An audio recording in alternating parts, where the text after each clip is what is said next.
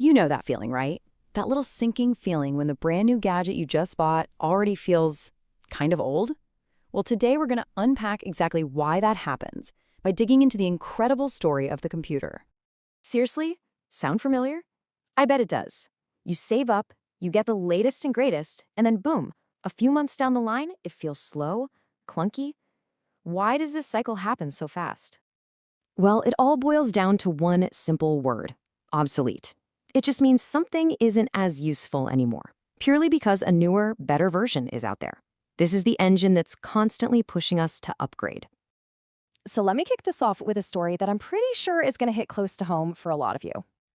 It's that moment of total disbelief, isn't it? You look at your machine and think, wait, I bought this computer just 3 years ago. It still feels new to you, but suddenly, it just can't keep up. And it's so frustrating. And here's the thing to remember. Your old device isn't necessarily broken. It's just being outpaced. The real reason it feels obsolete is much simpler and way more powerful. Technology is always, always changing. To really get a grip on this constant change, we have to jump in a time machine and go way back. Let's take a look at how we went from computers that filled entire rooms to the powerful little machines we have on our desks today. Okay, so picture this. It's the 1950s. The very first computers are being built, and they're absolute giants. We're talking room-sized machines.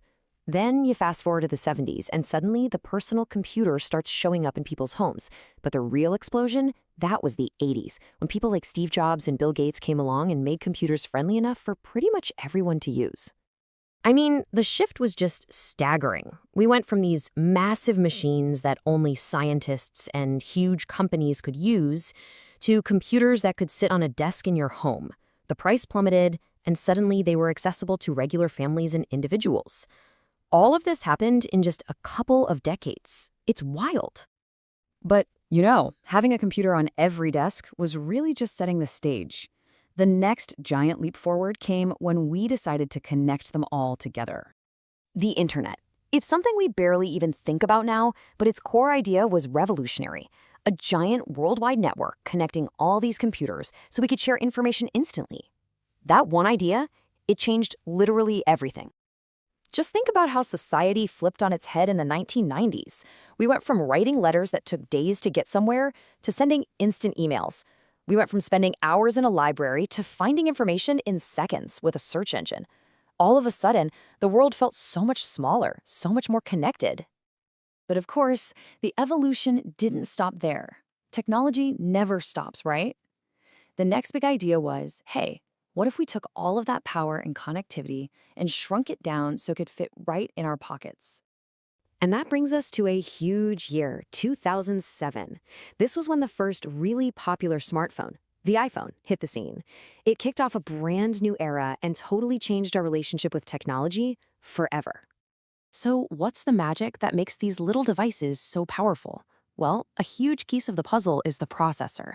The easiest way to think about it is like the brain of your device. How fast that brain works determines how quickly your phone or computer can think, handle tasks, and run all your favorite apps. And it wasn't just about speed. We also needed space to store our entire digital lives, our photos, music, documents, everything. And the growth in storage has been explosive. We started with megabytes, then we jumped to gigabytes, now we're dealing with terabytes.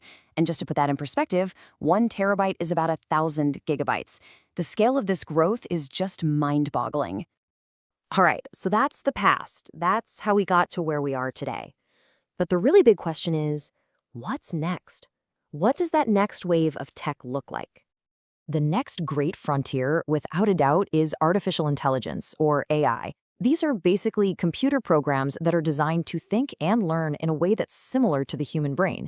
And right now, we are just dipping our toes in the water of what's even possible with this stuff. And this isn't some far-off sci-fi future.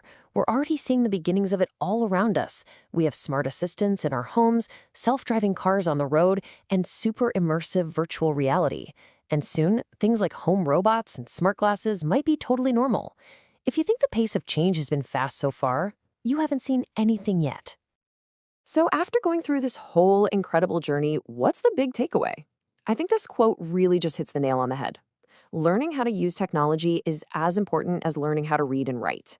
In a world that is always changing, our ability to adapt is the most important skill we can have. And so all of this progress leads us to one final, really crucial question to think about. This technology is an incredibly powerful tool, but as our tools get smarter and smarter, the real challenge for us becomes, how do we get wiser?